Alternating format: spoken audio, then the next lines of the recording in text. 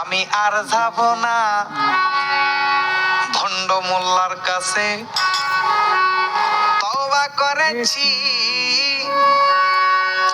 মুর্শিদ কেবলার পাক নামের কসম খেয়েছি। আমি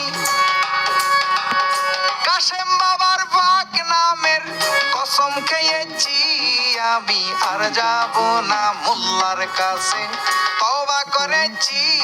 আমি আর যাব না ভণ্ড মোল্লার কাছে, তওবা করেছি। মাইজি ভান্ডারীর পাক নামে তওবা করেছি।